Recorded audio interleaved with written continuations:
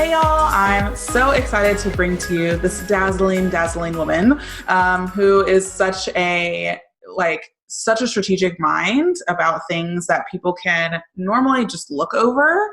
So I'm really excited to have her come in and share something that, again, I think is specific to Pinterest, but can be applied to a lot of other areas in your business as well. So Miss Jana, how are you doing today?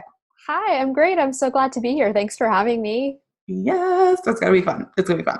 Yeah. So tell us a little bit about you and your business. Sure. Yeah. So my business is Jana O Media, and I help visionary female online entrepreneurs, usually coaches, consultants, course creators, people who have like a lot of ideas and a lot to say and a lot of wisdom to share with the world. And usually they have like more ideas than they have hours in the day and need support creating systems around content management so that they can be visible consistently to their ideal clients, but systemized, automated to some degree so that they have time left over to serve those clients and to do things that they love in their business and out of their business. Yes, so perfect. And I've met so many, I wouldn't consider myself an ideas person. However, I've met I think all my friends are ideas people, and just like how they can just come up with so many amazing things and not get to actually express them into the world. Yeah. It's a perfect pair for somebody like you who can come in and just like execute, get them out. Because I think that's probably one of the most frustrating things for idea people is not being able to get their ideas out fast enough. Yeah, absolutely. Yeah. And I do think you're a visionary, by the way. So that's when I think of someone who has a lot of ideas, I think visionary. And I do think you're a visionary, but that's a story for another day. I know, right? And I had to go through a whole thing of just like me not thinking I'm a creative too, or just like that I'm not a creative person. I Oh, finally yeah. realized that I am very creative. So I Mm-hmm. think I just slowly am putting these hats on that I didn't think Yeah. actually fit me. So, but anyway, I would love to know how you specifically got into the ops space. And it may not be exactly what you're doing right now, but just ops in general. How Yeah. was it in your corporate gig, or how did you come across it? Yeah, absolutely. So my original, when I was in my 9 to 5, my career was in human resources. So I got a degree in marketing from Emerson College, then went into human resources. That's another story, right? How that ended up happening. But in HR, I loved all the processes and systems, and I worked in pretty highly regulated industries, like in a hospital environment and in education in Boston. So there's just a lot of boxes to check and a lot of things to cover, and you needed to have systems to make sure you were doing everything that needed to get done.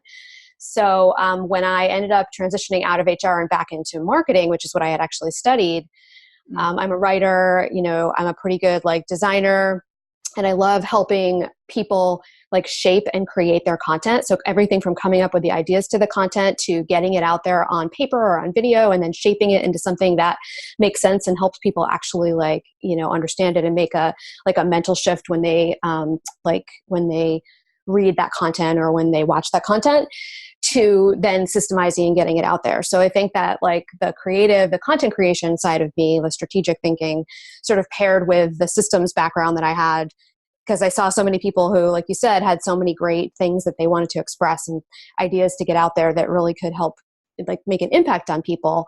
And they just needed, ways to shape those and then get them out there consistently and be visible. Because at the end of the day, a lot of people in our space really, their chief challenge is finding clients, and content marketing, typically the outcome that you're looking for from content marketing is to find clients, and ideally ideal clients. So Ideally. yeah. How that works. Yeah. So I think that's where those two things kind of intersected for me. And now I just love not only helping create that content, but like I said, putting systems in place to make sure that they can be visible strategically and consistently. Yes, love it. And that's a perfect segue into the workflow that we're going to talk about, which is getting leads through using for your coaching or your consulting business through Pinterest keywords. And as somebody who admittedly has 0 pins on her Pinterest currently as of today, I personally am just really excited about this workflow.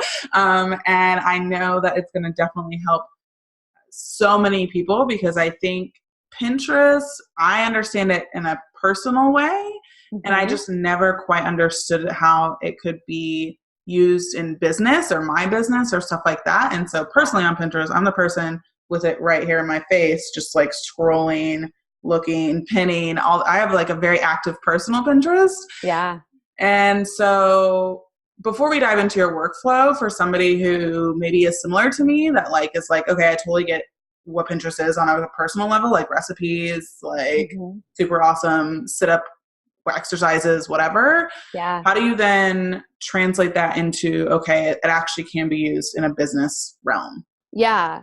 So it's kind of interesting because I think anytime you're doing something that's a little bit newer, there are the challenges is that you have to kind of like figure out the strategy, and there's not as many resources, but the opportunity is that you're doing it and you're new to it. And right now Pinterest is still a platform, and I anticipate that it will still be for the next 5 to 10 years or so, where people are going for inspiration, and they're going there to plan the next steps in their lives and their businesses. They're going there to get solutions to challenges that they have to capitalize on opportunities. And that isn't really, it's not just for, what to cook for dinner tonight or how to pick out fabric for the couch, although there's a lot of that on Pinterest and we love it. There are 290 million people on there now, and it's actually, it's mostly women still. And that's also going to stay pretty much the same, I think, for at least 5 to 10 years, although there are some new men signing up now too. But basically, people are still in that mind frame where they're open to new ideas, and they're all about trying, doing, and buying when they're on Pinterest. And so if we can get our information and our content in front of them when they're in that mindset, that try, do, buy mindset, then there's a lot of power there. So it's simultaneously the challenge to understand making that shift from using it for personal to using it for business. Yeah. And at the same time, it's this amazing opportunity because other platforms like Facebook, Twitter, even YouTube to some degree, although I think YouTube's a lot like Pinterest in this way too. Yeah. People aren't necessarily there ready to like I said, try, do, and buy. They're still there to be more social on social media. So there's that opportunity there. Yeah. And there are definitely some mindset shifts to make. And the biggest one really is understanding that it is not social media. It's not anything like Instagram, even though it's just as beautiful. And it's not like Facebook. It is a search engine. So that's the biggest shift that people really have to make when they're approaching it and knowing how to approach it differently. Yeah, I love that. And I think, I've bought so many things on Pinterest. So I know that is like, I bought clothes, I bought like cookbooks, I've bought all sorts of things. And so I think, again, if you're somebody who uses it personally, then the power of it because you've gotten sucked into the amazing vortex. Yes. And the thing is Pinterest is actually a platform where like they have said, like the Pinterest people, the people who run Pinterest have said, we're not all about sucking people in and having them stay on Pinterest. Like that's not what they're about. They're about offering people opportunities to do, try, and buy, to learn things and get off the platform and be inspired by the content that the content creators are offering to them. So they're with us, they're with the content creators. They want us to create great content and they want us to show it to the people who are interested in it so that they can be inspired and make their lives and their businesses better. So I love it. So talking about the workflow again, just getting consulting and coaching leads through Pinterest keywords. What's the biggest mistake that people make when they do keyword planning and stuff for Pinterest? And then again, if people want to really dive into this, go into the workflow and just go haywire. But talk about the biggest mistake and then talk about a little bit about what it is that your workflow helps them refine with their keywords to make sure that they're using ones that will actually get them results. Yeah, totally. Yeah. So I think that the biggest mistake I see coaches, consultants, course creators, service providers make is not doing their keyword research, is making the assumption that the keywords that they think their ideal clients are searching for on Pinterest are the ones that they're searching for. Okay. And I have set up dozens and dozens of profiles, strategic profiles for that group of people, coaches, consultants, course creators. And even I am surprised when I go in and I actually do the keyword research to learn what things people are searching for and what they're not. So you really need to start by doing the research. And the workflow that I have in the shop is basically it walks you through the 4 steps of keywording your account in order to connect with the right people and get leads. And the first step is figuring out what those keywords might be. And then the second step is actually doing the research to do exactly what you said, which is to refine your list to make sure that you're not guessing, that you're actually, looking to rank on Pinterest, because it's a search engine, for words that people are actually searching for. Because the other parts of Pinterest are important too. Designing great pins that are going to incent people to click through to your content, being consistent, tailwind. Yeah, those are important, but none of that matters or works if no one finds your content. So keywords is how people find it and how the right people find it. So I would say those are the mistakes people make. And that is how this workflow just basically solves that mistake, right? It just stops you in your tracks and says, don't waste time guessing what these keywords are, or connecting to people who, aren't interested in your content. Figure out exactly how to find those people among those 290 million people, mostly women, who are looking for and interested in what you have to say. Gotcha. So then does Pinterest have a keyword planner tool inside of it? Or do you use a different one like Google's keyword planner or something like that to kind of get started? Yeah, no, we actually use the Pinterest app itself to do the keyword research and the planning. So Pinterest gives you some tools that allow you to figure that out. And a couple of them are things that you might not have even noticed as a user because you just weren't thinking in that way. And those are tools that are right there. And then there are a couple of hidden tools too that help you to find things like keywords and hashtags that are going to help you rank. So the workflow goes into, both the ones exactly how to use step-by-step, the ones that you may be aware are there, may not be aware, and then also a couple of the secret ones too. Nice. Yes. The secret ones are fun. Is there still negative consequences around keyword stuffing? So meaning that you're just using too many keywords or all that sort of stuff. Is that a thing on Pinterest? And if so is there a number you want to stay around? Yeah, so there are 5 areas of your Pinterest profile where you can put keywords. And the workflow, again, goes into exactly what those are and exactly what the strategies are to keyword those areas. And each one is a little different. Yeah. And some of them you would never want to, what we call keyword stuff. And for those listeners who, are listening and might not know what that is basically just putting a bunch of list of keywords instead of actually writing something that's readable and, is sentences. And then there are other areas that are a little bit more, you actually can make a list of keywords, but you still want to be putting them in a sentence form. Pinterest is the Pinterest algorithm rewards us for making the user experience a positive one. So if they see, if you will, I'm sort of personifying the algorithm like we do. Big brother. If Pinterest algorithm sees that you are just keyword stuffing and you don't really obviously seem to care if the person can actually read and absorb that content or whatnot, then yes, there can be definitely a downside. The algorithm won't like that, so to speak.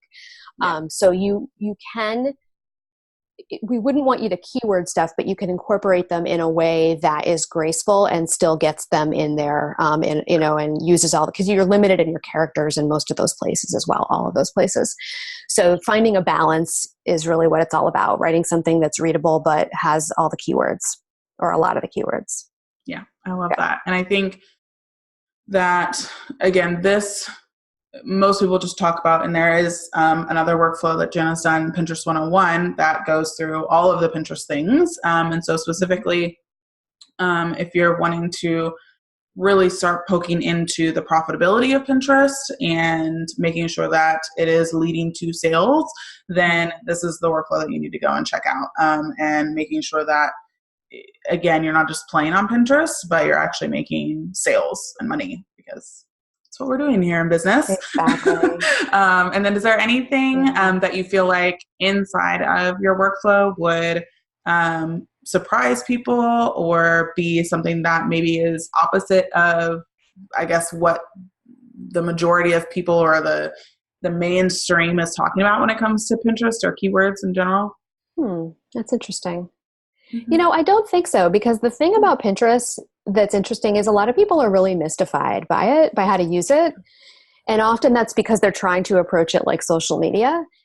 But the fact of the matter is there aren't really even though I just said there are secret tools, they're not really secret, but there aren't really any secrets or any magic that has to be done to make it work. It's really just about understanding the strategy behind it. And that's what we're all about in the System Save Me workflow shop, of course, is not just showing you what buttons to push, but also showing you how to take a strategy and, actually apply it to pushing those buttons, right? Yeah. So honestly, I don't think people would be that surprised. I think they'll just be enlightened when they watch it, because they'll all of a sudden understand how it all comes together and how those keywords are actually really critical. I mean, it's not complicated to do the keyword research and the keyword optimization. You just need to know how, and you just need to know what works and what doesn't and what mistakes to avoid. Yeah. So I'm going to say no. I don't think anyone's going to be surprised. They're just going to be like, oh, okay, now I get it. I thought that might be what it is, but now I really get it. Right. Yeah. Get some clarity around it, I think. Yeah, that's a good way. That's a good way to put it. Yeah. Yeah. That's perfect. And then lastly, tell me about just either a mission for your business, or why you started your business, or who are the people that you help, that what makes you feel good about your business, or what drives you when you're like, I'm tired, I don't care, I don't want to do work, like whatever else. At least that's that's what drives me some days, and I'm just like, no. So what is that for you? What's Yeah, I think again, for me, I mean, I started my business for the time freedom and to be able to do work that I love and get to work with clients that I wanted to work with, to choose my clients, because, I was in marketing and sales for a little while before, and then HR before that. But I was never in a situation where I could say, yeah, I want to work with this genius person, or no, I don't think I really want to work with this person. They don't seem like they're a good fit for me. Yeah. So for me, the thing that really motivates me, I think, is just thinking about those women who I help. And like I said, just their visionary content, because the ones who I really enjoy working with the most, it's like I am constantly having aha moments when I'm hearing what they have to say, even though I've known them now for a while or whatnot. So just being able to help them get that message out and help them to in turn help other women in their lives or their businesses. I work with a branding consultant who is like really helping other people in their businesses through brand strategy. And I'm working with right now a life after divorce coach on several projects. And sometimes when I read the stories about the women who she's helped to just like emerge into a completely new life during a difficult time, I mean, that's really what gets me out of bed in the morning if I feel like not getting out, is being like, no, those women need her and she needs me to get to those women. So I think that's really, what it's all about, is making sure that women who can really help other women have a sustainable business model. Yeah, I love that. And I think especially ops people, like our biggest driver is helping our business owner or visionary help their clients. Like we can directly see what it is that what the difference is that we're making in not only our business owners' lives, but also who they're helping and whatever else. So I think people who are in the ops space are just generally like big helpers. Like and people always think like, oh, I only have 4 clients, and so I'm only helping 4 people. And it's like, that is like so not even the case. It's like a ripple effect. There's like an entrepreneur ripple effect. Yeah, exactly. Which I think is always fun to get to see and experience. And I think that a lot of, and even myself, we can struggle with just like knowing what our true impact is. And so I love that you bring that up, because I think that will help ops people specifically, even clients specifically. So people who are inside of other people's businesses in different varieties, like your impact is also to that person's family, like that client's family. You're helping them spend more time with them. And so I love that. And I think that it really can be as simple as how much impact you're building and how much flexibility you have. You have to be the biggest mission in the world and you want to save the world and world peace. It can be just as simple as like, I'm helping the small cohort of clients impact more people and their families and their clients' families. And it just like, it's like a generational thing. Exactly. Cause it's when it comes down to it, like it's all about people. It's really about, people, and the way that people help people is one at a time, that's how it works. So yep, exactly. What is it like? How you eat an elephant and how do you eat an elephant? It's like, Oh yeah, one bite at a time. Yeah, exactly. So, well, this was perfect. And I think this is a workflow that everyone should go and check out no matter what business you have. But Jana, tell us where people can find you, obviously, besides the workflow shop. So your website, social media, all the places. Yeah, absolutely. So my website is janaomedia.com. So it's JANAO, which is my last initial, media.com. And that's really just like the hub of my business. Even though I love Pinterest, I hang out on Facebook a lot. So you'll find me in some of your favorite Facebook groups. And my Facebook page is facebook.com/Jana O Media if anyone wants to join me there too. Pop up. Yeah, I love it. Awesome. Well, thanks so much, Jana, for joining me today. No problem.